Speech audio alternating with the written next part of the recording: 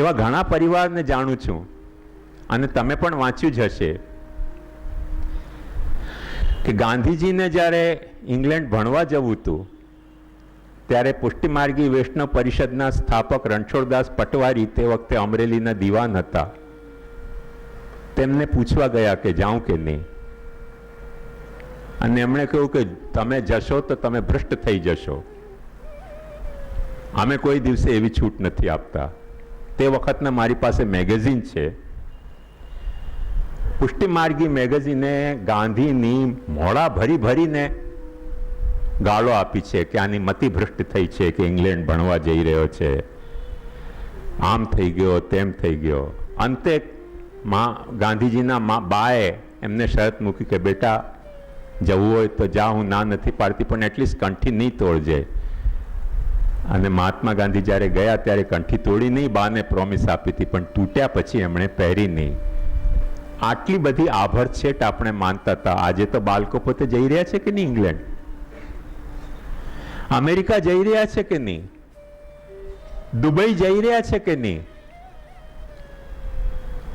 જે મુસલમાનોને આપણે અભડાયેલા માનીએ છીએ એમના ગામમાં જઈ રહ્યા છે કે નહીં.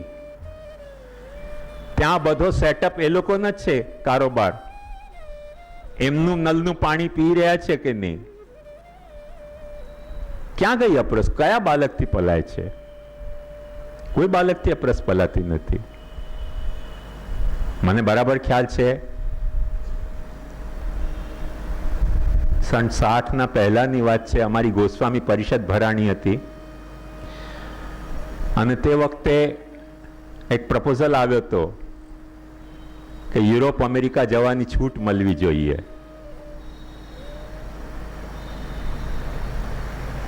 એટલે બધા ગોસ્વામીઓ મૂંઝાઈ ગયા, કેમ કે તે વખતે અમે લોકો તો બધા યંગસ્ટર હતા, પણ જે ઘરડા હતા તે કોઈ ગયા નહોતા. તે લોકો ગભરાઈ ગયા કે આ બધા બાળકો ઇંગ્લેન્ડ અમેરિકા જશે, પછી શું થશે આપણા આપરસનો, મેંડ મરજાદનો. તો એ વખતે પછી નક્કી થયું કે કાશીના પંડિતોથી અભિપ્રાય પૂછાવો કે ઇંગ્લેન્ડ જઈ શકાય કે નહીં ગોસ્વામી બાલકથી. અને કાશીના પંડિતોને અભિપ્રાય પૂછાવ્યો. શાસ્ત્રમાં ક્યાંય પણ ઇંગ્લેન્ડ અમેરિકાનું નામ જ નથી, તો ના કેવી રીતે પાડે શાસ્ત્ર? જે વાતની શાસ્ત્રમાં ના પાડવામાં આવી છે તે વાત કઈ છે કે જે પ્રદેશમાં વર્ણાશ્રમ ધર્મ ન પલાતો હોય તે પ્રદેશમાં તમારે જવું ન જોઈએ. તો હિન્દુસ્તાનમાં પણ લાગુ પડે છે અને યુરોપ અમેરિકામાં પણ લાગુ પડે છે. એટલે કાશીના પંડિતો મૂંઝાઈ ગયા અને એમણે એક પરભારો દે દામોદર દાલમાં પાણી એવું એક વિધાન કર્યું કે જે ઇંગ્લેન્ડ અમેરિકા જાય તેને 12,000 ગાયનો દાન કરવાનો, તો શુદ્ધિ થાય. એક ગાય કેટલાની? તમે તો કાઠિયાવાડી છો, ખબર હશે તમને કિંમત. એક ગાય ઓછામાં ઓછી કેટલા રૂપિયાની આવે? 12,000 ગાય લાવો ક્યાંથી? લાવીને રાખવી ક્યાં? અને આપીએ તો બિચારો માણસને હાર્ટ એટેક આવી જાય. 12,000 ગાયને લેવા જતા મોટી મોટી ગૌશાલાઓમાં આજે 12,000 ગાય નથી. એટલે અમે તો ગોસ્વામી બધા બાળકો ને 80 વર્ષના ડોહા તો એ બાળકો, એમણે કહ્યું અચ્છા 12,000 ગાયનું છે ને એટલે આપણે 12,000 રૂપિયાનું પ્રાયશ્ચિત ગોઠવી દો. એટલે એક ગાય કેટલાની? 1 રૂપિયાની. અરે યાર, પ્લાસ્ટિકની ગાય નથી આવતી. એક પ્લાસ્ટિકની ગાય લેવા જશો ને તો વધારે રૂપિયા હશે એના. પછી કોઈ કોઈક ઠેકાણે જવાની ટિકિટ 15,000, 16,000. આજકાલ પેલા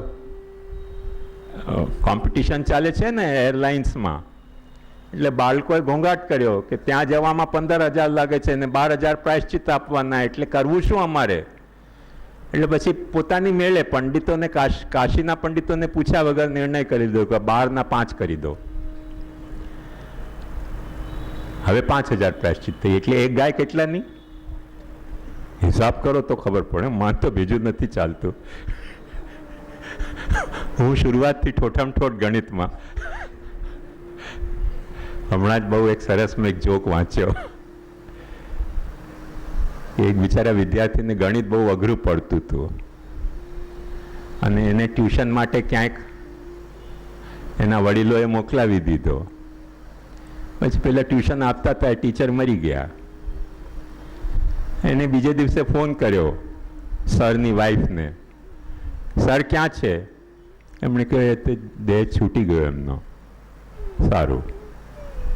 બીજે દિવસે ફોન કર્યો, ત્રીજે દિવસે ફોન કર્યો, ચોથે દિવસે ફોન કર્યો. સરની વાઈફનું માથું ફરી ગયું, ભાઈ રોજ રોજ કેમ ફોન કરે છે? બોલે ના, સાંભળવામાં મજા આવે છે. મેથેમેટિક્સ ભણાવનાર સર.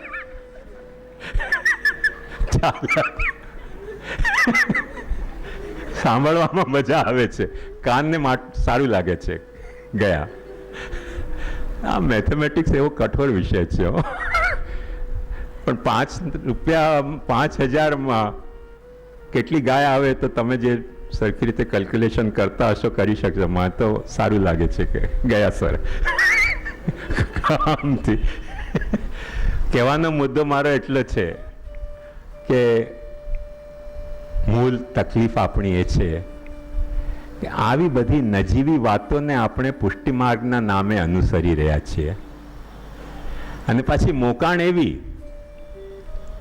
અમારા એક મહારાષ્ટ્રી અમેરિકા પધાર્યા, અમેરિકાના મંદિરમાં આરતી કરવા પધાર્યા.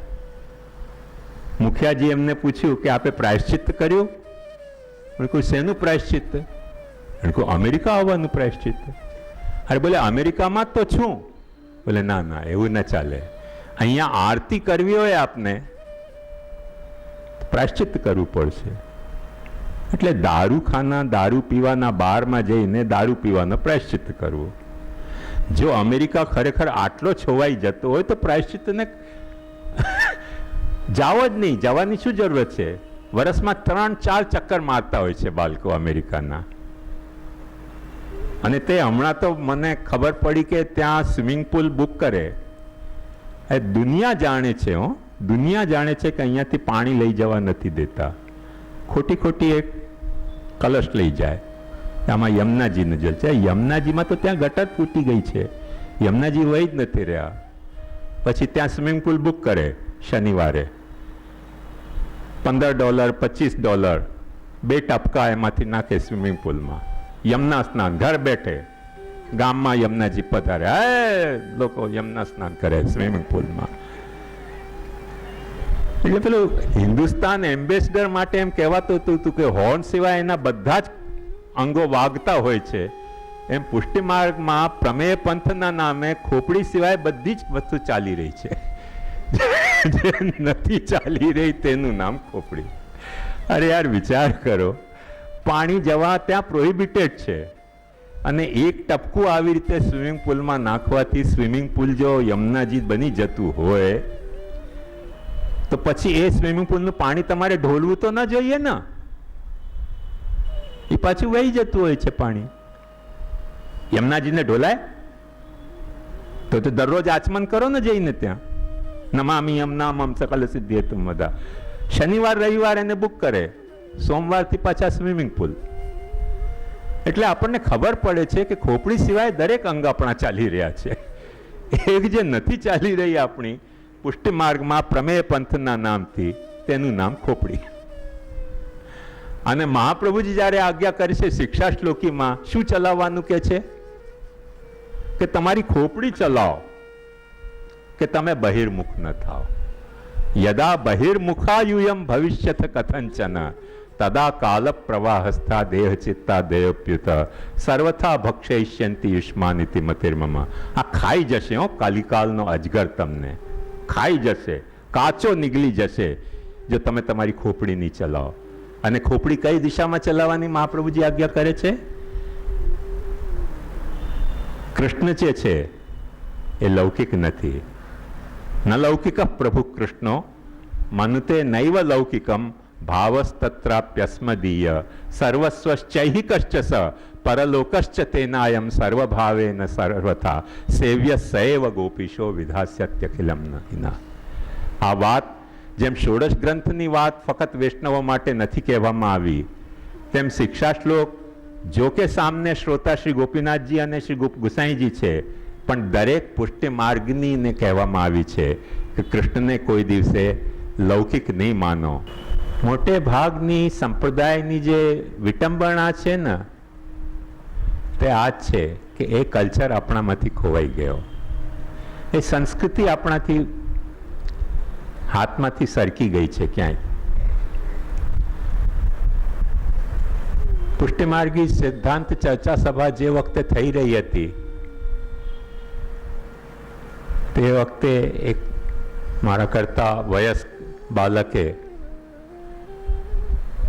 મને આવીને કહ્યું કે તમે આ શું સિદ્ધાંત કરો છો? જે સિદ્ધાંત તમે કહી રહ્યા છો એ બધા ષોડશ ગ્રંથના સિદ્ધાંતો છે, અને તમે પોતે ભૂમિકામાં લખ્યું છે કે આ ષોડશ ગ્રંથ ફલાણા વૈષ્ણવ માટે લખ્યું, આ ષોડશ ગ્રંથ ફલાણા વૈષ્ણવ માટે લખ્યું. આપણા બાળકો માટે થોડી છે કંઈક. હું નર્વસ થઈ ગયો. હાર્ટ એટેક ના આવે એનું કારણ કે મારું હાર્ટ મજબૂત છે. કોઈ મહાપ્રભુજીનો વંશજ આવી વાત કરે ને તો ખરેખર હાર્ટ એટેક આવવા જેવું થાય.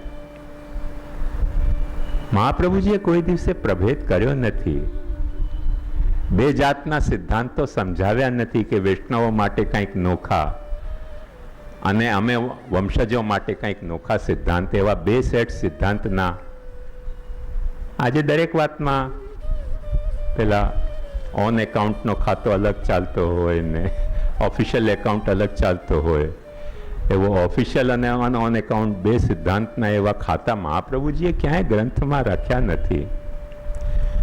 જે વાત શ્રી મહાપ્રભુજીને કહેવી છે તે બિનધાસ કહી છે. જેને લાગુ પડતી હોય તેને લાગુ પડે, જેને ન લાગુ પડતી હોય તેને ન લાગુ પડે. મહાપ્રભુજીએ એવા પ્રભેદ કર્યા નથી. હવે એક સામાન્ય તમને દાખલો આપું, તમને ખ્યાલ આવશે કે મહાપ્રભુજી સ્પષ્ટ આજ્ઞા કરે છે કે આ માર્ગમાં, આ પુષ્ટિ માર્ગ સૌથી સચોટ, પ્રામાણિક અને પાલી શકાય એવો માર્ગ છે. બીજા બધા માર્ગો સર્વ માર્ગેશુ નષ્ટેશુ, જે મહાપ્રભુજી કૃષ્ણાશ્રયમાં અને બીજા બધા ઘણા ગ્રંથોમાં પણ ખુલાસો કરે છે. પણ આ માર્ગ નષ્ટ નથી થયો, અને એમાં આદિ સાધન શું છે? ગુરુને શોધવા. કૃષ્ણ સેવા પરમ વીક્ષ્ય દંભાદિ રહિતમ નરમ શ્રી ભાગવત તત્વજ્ઞમ ભજે જિજ્ઞાસુરાદરાત. ગુરુ કેવો હોવો જોઈએ? કૃષ્ણ સેવા પર હોવો જોઈએ. એ પોતાની કૃષ્ણ સેવા દેખાડવા માટે કે પેટીયું રળવા માટે કે લાભ પૂજા માટે ન કરતો હોવો જોઈએ.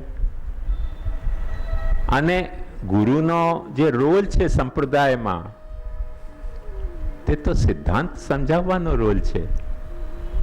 તો ભાગવત તત્વજ્ઞ હોવો જોઈએ.